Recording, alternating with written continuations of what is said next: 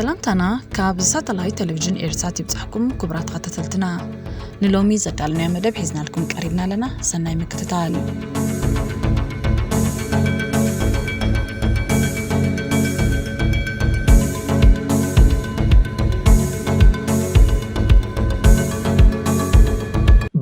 ስልጣንን መራሕቲ ኣፍሪቃን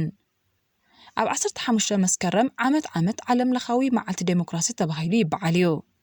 ኣብ 2025 ኣብታ መዓልቲ ላዕለዋይ በዓል ስልጣን ውድብ ሓድነት ኣፍሪቃ ጅቡታዊ መሐመድ ዓሊ ዩሱፍ መደረ ኣስሚዑ ነይሩ ልዕልና ሕጊ ሰናይ ምሕደራ ሰላም ርትዓዊ ምርጫ ተካላዊ ኣመራርሓ ንምዕባለ ዴሞክራሲ ኣገዳሲ ምዃኑ ጸቂጡ ኣረዲኡ ናይታ ዕለት እቲኣ ካብ ቃል ናብ ተግባር እዩ ቴማ ዝብል ነይሩ እዚ ከምዚ ዝበለ መደረዚ ዓመት ኣብ መዓልቲ ዴሞክራሲ ላዕለዎት ኣቦ ወንበራት ውድብ ሓድነት ኣፍሪቃ ዝደጋግምዎ እዩ እዚ መደረ ኩሎም እቶም 54 መራሕቲ ሃገራት የስምዕዎ እዮም ከተግብርዎ ምዃኖም ድማ ይመባጽዑ እንተኾነ ግና ፋይዳ ይብሉን ምኽንያቱ ኩነታት ኣፍሪቃ መመሊሱ እናባእሰ ዝኸይድ ዘሎ ኣብ 2019-31 መራሕቲ ሃገራት ኣፍሪቃ ብምርጫ ናብ ስልጣን ዝመጹ ነይሮም ኣብተን ዝቐጸላ ዓመታት ድማ ኣብ 7 ሃገራት ዕልዋ ስለዝተፈጸመ እቲ ዴሞክራሲ መሊሱ ንድሕሪት ተመሊሱ እተን ሃገራት ዴሞክራሲያዊ ስርዓታት ኣብ ምትካል ደረጃን ይፈላለዩ ገሊአን ምስ ሃገራት ምዕራብ ዝወዳደር ካብ ብዙሓት ሃገራት ኤስያ ድማ ዝበልጽ ዴሞክራሲያውያን ዝበሃላየን ብዙሓት ካብኣተን ድማ ፍጹም ኣንፈት ዘይብለን ህዝብን ኣብ ጸልማት ተኾኒኑ ንኽነብር ዝገብራ ዘለዋየን ክቡራት ተኸታተልቲ ብርግጽ ንኹለን ኣብዚ ዘርዚርካ መቕራበና ኣይከኣልን እዩ ስለዚ ናይተን 5 መራሕተን ኣብ ስልጣን ዝነውሐ ግዜ ዝጸንሑ መራሕቲ ሃገራት ኣፍሪቃ ክንርኢና ዕድመ ስልጣን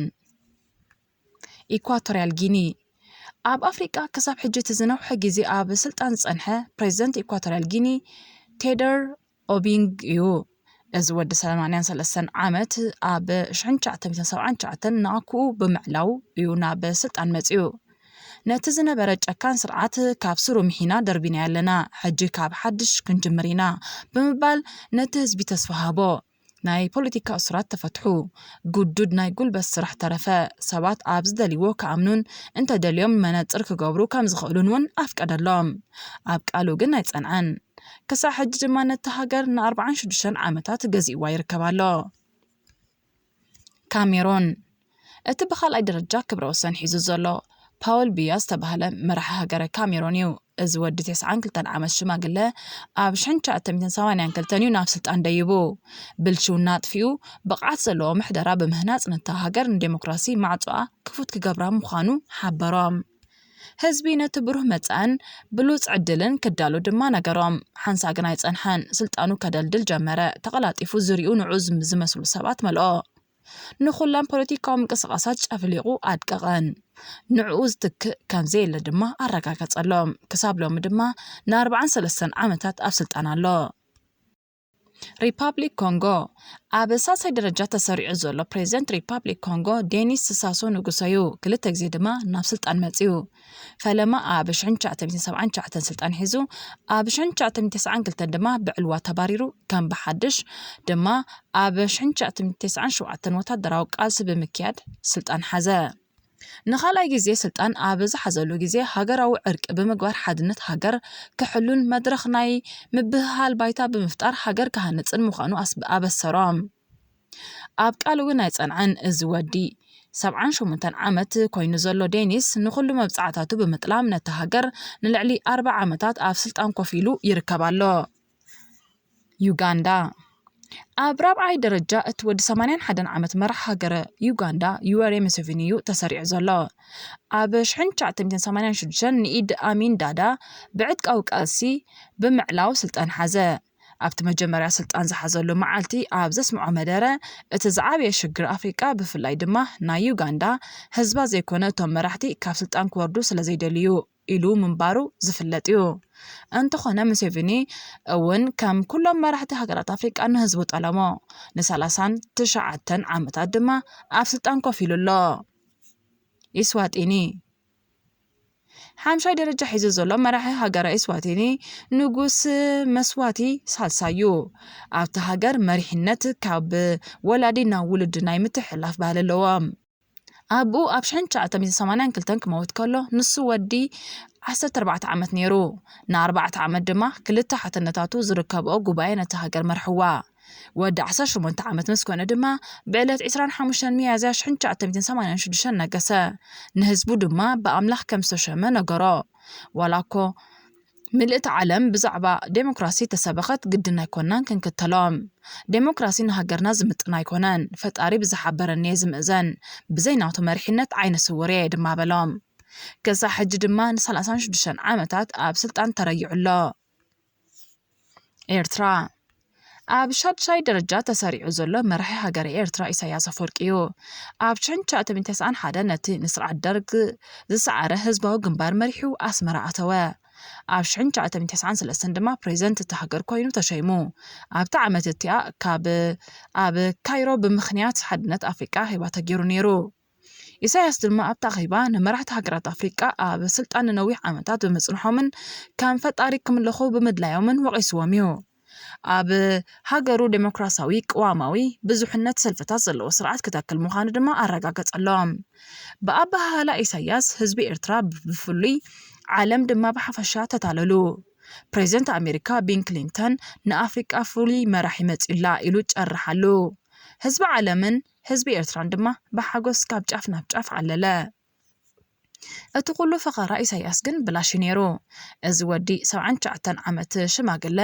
ንኹሉ መብጻዕታት ብምኽሓድ ን32 ዓመታት ኣብ ኮረሻ ስልጣን ጩ ዝበለ ምልክነት ኣሎ ጅቡቲ ሻውዓይ ደረጃ ሒዙ ዘሎ ፕሬዝደንት ጅቡቲ እስማኤል ዑመር ገለዩ ንሱ ብዕለት 8 ጉንበት 1999 ንኣክኡ ብምትካእ ስልጣን ሓዘ እቲ ዕድመ ዝደፍአን ጥዕና ዘይነበሮን ኣክኡ እዩ ነቲ ዕድል ፈጢሩሉ ሃገራዊ ሓድነት ከም ዘረጋግጽ ዞባውን ሃገራውን ሰላም ከም ዘንግስ ቁጠባዊ ዕብየት እውን ከም ዘምጽእ ኣረጋገጸሎም ን26 ዓመታት ድማ ቅዋም እናመሓየሸ ኣብ ስልጣን ኮፍ በለ ሰብኣዊ መሰላት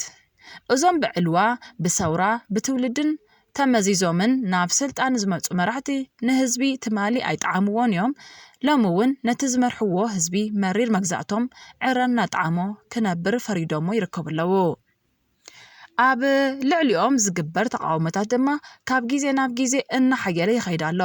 እዞም ውልቀ መልእኽቲ ግን ጉድለታቶም ከዕርዩ ኣይደልዩን ስልጣን ድማ ንህዝቢ ኣሕሊፎም ክህቡ ኣይመርጹን ኣብ ክንድኡ ድምፂ ህዝቢ ንምጭፍላቕ ቆሪጾም ተዓጥቁ ንመራኸቢ ብዙሓን ዝከኣሎም ገይሮም ዓፈንወን ነተን ዝርከበን ፖለቲካውያን ውዳቤታት ብትንትን ኣበልወን ጋዜጠኛታትን ተቐናቐንትን እናሻዓሰርዎምን ንስደት ከምርሑን ገበርዎም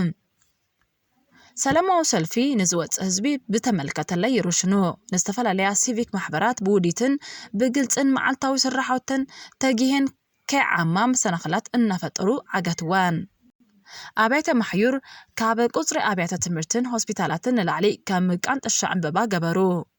እተን ኣብያተ ማእሰርቲ ካብቲ ክሕዝኦ ዝኽእላ ቁጽሪ ህዝቢ ብምብዝሑ ኣገልግሎት ማይ ሕክምና መግብን ዓይኒ ምድርን እምብዛ ኣሸጋሪ ክኸውን ከኣለ ኣብ ዝበዝሓ ዘን ሃገራት ንእስራተን ከቢድ ጭካነ ዝመልኦ ኣገባብ ምርመራ የካየድ ንኣብነት ዓለም ለኻዊ ሰብኣዊ መሰላት ኣብ 1900 ሰዓታት ኣብ ኢኳቶርያል ጊኒ እዞም እሱራት ኣእዛኖም ይቑረፁ ከም ዝነበሩ ይሕበር እዩ ኣብ ኤርትራ ተኾነ እቶም ብዝተፈላለየ ምኽንያታት ዝእሰሩ ግዳያት ምስ ቤተሰቦም ከም ዘይራኸቡን ኣብ ከመይ ኩነታት ከም ዘለዉ ከም ዘይፍለጥን ጸብጻባትን ናይ ዓይኒ መሰኻኽርን ዝህብዎ ሓበሬታ የረድእ እዩ እዞም መራሕቲ ኣብ ህልዋት ጥራይ ዘይኮነ ዋላውን ኣብቶም ኣብ ኢዶም ዝተቐትሉ ዜጋታት ጨካናት እዮም ኣብ ሃገረ እስዋቲኒ ወታደራት መንግስቲ ኣብ ናዕቢ ንዝተቐትሉ ዜጋታት ብሓዊ የቃጽልዎም ከም ዝነበሩ ጸብጻባት ይሕብሩ ብተመሳሳሊ ኣብ ኤርትራ ሬሳ ተቃወምቲ ዓዶም ከይኣትዉ ከም ዝኽልከል ምስጢር ኣደባባዩ ዓለም ለኻውያን ትካላት ንኸፍኣት እዞም መራሕቲ ብዝተፈላለየ ኣገባባት ገይረን ብተደጋጋሚ ይዕቅኑ እየን ብመሰረት ጸብጻባት ጋዜጠኛታት ብዘይዶብ ኣብ 2025 ኤርትራ ሓሳብካ ብምግላጽ ናጽነት ካብ 180 ሃገራት 180 ክትስራዕ ከላ ጅቡቲ መበል 168 ካሜሩን መበል 131 ኢኳቶርያል ጊኒ መበል 118 ከም ዝወጻ ይሕበር እዚ ድማ ሓሳብካ ምግላጽ እቲ ቀዳማይ ጸላኢ ውልቀ መልእኽቲ ምዃኑ ብንጹር የርዳእና እዩ مزت أساسيرو تم أمر خبي بزحان زنطفو زيقاتات قدامت قداياتي إكاي مقابروم يوم أب كلتاشن إسران حموشان أب أفريقيا سوسان شوعتن زخونز غازينياتات أسرات نيرام كابز يوم أتم زبازحو أب إيرتران إبتوبيان كوينوم إيرترا نعسرتات عمتات عسرت شدشتة غازينياتات أسيرات الساقف كمزلا زفلاتيو مرجع حدا كابتي ببزحي متحسب أو مسلات الزرعيلو أب وان مرجعيو برقص أب إيرتران إسواتينين بريزنتاو مرجعيلان إسواتيني بنقصاو بيتسابيات محدر إيرترا قندروتو زحلفت كان ملاخيو زلوا بزخانة أبتن كالوت هاجرات بزوح جزية متلال زبزحو مسرح مرجعي كايديو كوينات بزمسل ناي هو كاتن عقرقرن تمثال كوينو دما زحلفلو أقات أميتات دما حلاقوتيو أبالات تأتان وتادراتن رعدي فترو بحاوري يأسرو يساقيو يواردو أقلقلت إنترنت ممليسهم كامزم أموام كيروم يقارت ويام أزوم مراحتي بجاكات تزكايدو عمت قوام نايتي هاجر بمغيار نعوم بزدعوام زسامع يقبرو ويام نعبنت بريزنت جيبوتي يوغندا كونغو جينن أب سلطان متان كتنحو ناي عد مقدب زبانة سلطان كامزو السخ كيروم يام كالوت كاب كلتاشن عسات حموشان كساب لومي أب زولو جيزي دما تشعات زغن هاجرات أب سلطان زنحلو قدب جيزي كأيروم ملو مراحتي هاجرات أفريقيا انتا يبلو اتستخعد هزبن اتا زيتا تصبيتو ترئيت زقات اما عالمن نظم مراحتي انتايو زقات ام زلو بمبالي حتوهم يوم نصوم جن السمعهم حفرات يخون وردت كوتيلان كي حافرون كي حانوخون دما صفل علي مخنياتات كهوي الرأي يوم تيدر أوبينغ أنا نزهاجر نخرجا بإكزابير استحرقية بز مخنيات دماي توفي زقلقل زلهو وتم أبز هاجر سلام رهوان كتأفز داليوم كوارد داليني كبل تزاريبيو كاميروناوي باول بيا أوعيت هزبوك سامعيلو أبسلطان كمزلون إزدم هاجرون مقلقال زخفلو زلو مسوات مخانون كي حانخة يزغلت يواري مسيفني أب أوغاندا اتزوبان سلام نمسفان وصاني سب مخان يرد وسيخو مراحتي هاجرات ننويح جيزي أبسلطان تسأنيحهم زيادة هزبوم ناي مقلاي بقعات كمزطريون يمهريو هزبي يوغندا بتعنو كيشغل دما بوش اب ناقبرة كالو زاري فيلمتات اب مرخب بوزحان كي تحلليك عليحو نقوس إسواتيني ياتاو أمارا رحا كاب زمنا أمارا رحان لعي رقاتن كتسألنتن كم زفتر نايزي جيزي إذن نايزي حلفن متأثر مخانون دما يرد إساياس أفوركي أبايتا زلو كونتاتيو أب سلطان كم زأنح جيرون نزلو فتي زي كونكوس كونتاتيو قددوني زواسا يوسد دما أب سلطان كتسأنحي زخوانا ساب كتقل على كاسلا زبلاني زسن بداي كونكون كبل صغفا يبلونيو ما راح يجوبوتي إسماعيل عمر قال ناتي أب سلطان مهلاو نهاجريت رايزي كونا نقارن أفريقاون أرقاقي ويو طروتا مخنيات جيرا كاب حلافنتي كورد مدالخو جن زي حلافنتاوي كبلونيام بزخوانا نجوبوتي ناب درجة سنغابور كبصحايا زعر زلخو اتوم نزيز تردو آبالات سلفي دما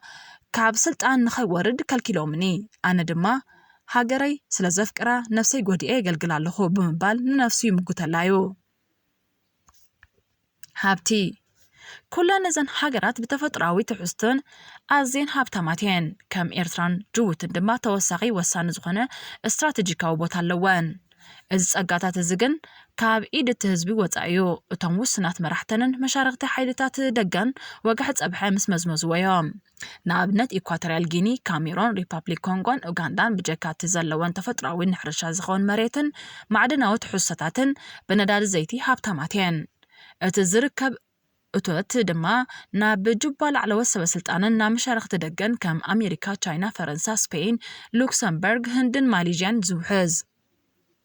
إيرترا بجاكاتي كابتي زلاتو استراتيجيكاو أمامتات رغبو أطاويتات معدنات كم ورقي نحاس زينك بوتاش سمنتو جيبسم حمتن زأمسلو هابتام تفتراوي تعجلت اللواء أطاويتات دما إساياس مسشاينان قال هاقرات عربن زكافلو ويو أبتن هاقرات زس عابو وطعا أزوم سبسلطان أبتن هاقرات نوح جيزي زقصل كبيدن عميق زخنا بقليلو زي زنان سنبرات قديفو سور سدادة دخنات سدات ننقرنان دما يبزح ምጥሓስ ሰብኣዊ መሰላትን ዓመፅን ባህልና ኾነ ይኸይድዩ ተካላት ይፈርሳዊ ትርጉም አልቦ ኮይነን ክድኽደኻ ይገብሩ ቅዋምን ሕግን ካብ ኢድ ዜጋታት ወፂኡ ኣብ ኢድ ውልቀ ሰባት ክወድቕ ይገብሩ ብልሽውና ሳዕሪሩ ፍትሕን መሰልን ብገንዘብ ክግዛእ ከም ዝኽእል ይኸውን ብቕዓት ዘለዎም ሰባት ተደፊኖም እከያትን ክፍኣትን ንላዕሊ ብምውፃእ ሓይሊ ክረኽቡ ይገብር ሃገር ድማ ማሕበራውን ትካላውን ምትእስሳራ ተበታቲኾም ሰለይ እናበለት ኣብ መስርሕ ምብታን ክትኣቱ ተቐሰብያ መደምደምታ ብርግጽ እዞም ስርዓታት ካብ ስሮም ተማሂዮም ክድርበዩ ኣለዎም ህዝቢ ዘን ከምዚ ዝኣመሰለ ሃገራት ወናኒ ሃገሩ ሃብቱ